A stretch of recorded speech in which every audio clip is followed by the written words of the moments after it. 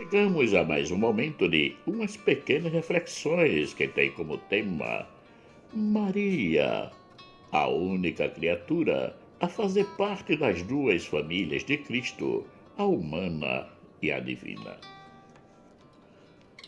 A família não é um grupo qualquer de pessoas. Ela é muito importante para o desenvolvimento do indivíduo, principalmente nos períodos iniciais da vida humana, porque é no convívio familiar que a criança começa a adquirir e a moldar o seu caráter, os seus comportamentos e as suas escolhas, para quando adulto saber usá-los nas convivências com os outros. A família é a base da sociedade. Assim está escrito na nossa Constituição, artigo 226. A família, base da sociedade, tem especial proteção do Estado. Constituição Federal, 1988. Esse conceito não é uma conquista política. Os constituintes assumiram aquilo que já era um senso comum no decorrer dos tempos. E esse ato de deixar escrito na nossa Carta Magna a valorização da família é de grande importância para todos nós, porque a registra no papel como instituição social. Humanamente falando, sobre essa instituição, podemos dizer que ela é fruto de dois aspectos da vida humana. O primeiro está na sua origem, que é o biológico. Porque para que exista membros na família, é necessário que haja procriação. O segundo é social, porque ela é uma instituição social. Esse aspecto abrange um campo muito vasto para denominar modelos familiares, como a família nuclear, formada pelo pai e pela mãe, a família extensa, acrescentada dos parentes próximos como avós, tios, primos, a família monoparental, formada por único pai ou mãe e seus filhos, e outros tipos de famílias. Tratando da família divina, o único modelo que temos é o da Santíssima Trindade, o Pai, o Filho e o Espírito Santo. E foi dessa comunidade familiar que Jesus veio habitar entre nós. No princípio era o Verbo, e o Verbo estava junto de Deus, e o Verbo era Deus. Ele estava no princípio junto de Deus. João capítulo 1, versículos de 1 a 2. Logo, a primeira ideia de família de Jesus é a divina, a segunda é a humana. Em Mateus, encontramos uma passagem na qual apresenta Maria, a mãe de Jesus, e os seus parentes, que são apresentados como irmãos, tentando falar com ele. E quando são anunciados, Jesus diz: quem é minha mãe e quem são meus irmãos?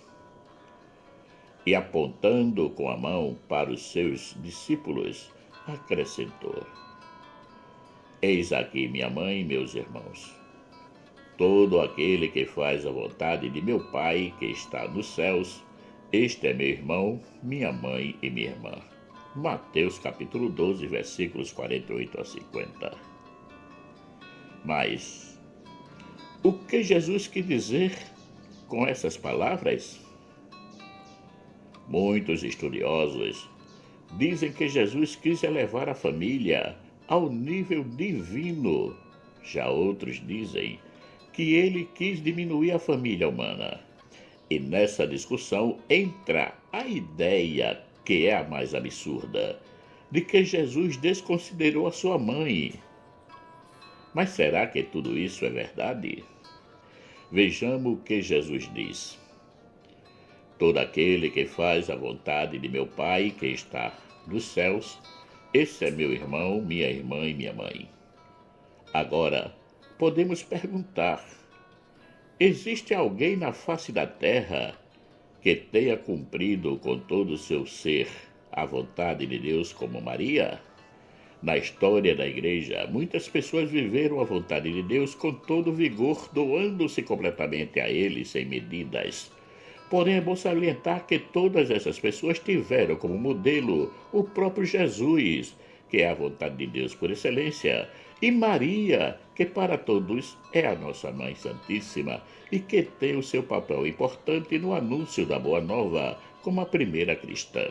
Então, podemos concluir que Jesus não desprezou Maria como sua mãe, mas a exaltou, porque ele é bem consciente que não existe outra criatura no mundo que tenha respondido com todo o seu coração, toda a sua alma, toda a sua força e toda a sua inteligência e vigor à vontade de Deus. Logo, ao dizer: todo aquele que faz a vontade de meu Pai que está nos céus, esse é meu irmão, minha irmã e minha mãe, ele está colocando todo aquele que procura na sua vida realizar a vontade de Deus junto com Maria, a sua família, não aquela simplesmente humana, mas a divina. Ao dizer que a sua família é formada por todos aqueles que fazem a vontade de Deus, Jesus está nos convidando a vivermos assim, segundo a vontade daquele que está nos céus. Agora, tenhamos o cuidado para não manipularmos a vontade de Deus, porque nós temos o costume, devido ao nosso ego e o medo de perder-se em Jesus e nos irmãos, de querermos que a nossa vontade se coincida com a dele. Essa manipulação que fazemos é muito perigosa, porque estamos nos enganando. Uma coisa é a nossa proeza em nos enganarmos, a outra é não conseguirmos enganar a Deus. Daí o espanto, quando chegarmos diante de Jesus e ele nos disser que não nos conhece. Nem todo que me diz Senhor, Senhor entrará no reino dos céus, mas aquele que faz a vontade de meu Pai, que está nos céus. Muitos me dirão naquele dia: Senhor, Senhor, não profetizamos nós em teu nome? E em teu nome não expulsamos demônios? E em teu nome não fizemos muitas maravilhas? E então lhes direi abertamente: nunca vos conheci, apartai-vos de mim, vós que praticais a iniquidade. Mateus capítulo 7, versículos 21 a 23. Jesus é justo em todas as suas ações. Nada nele é feito pela metade. Por isso que ele diz: nunca vos conheci. Como vemos, se o nosso relacionamento com ele não for verdadeiro, as consequências nos virão e serão muito pesadas. Apartai-vos de mim, vós que praticais a iniquidade. Mas o que é iniquidade? Segundo os dicionários, iniquidade é algo ou alguém que tem um comportamento contrário à moral, à religião, à justiça, à igualdade, etc.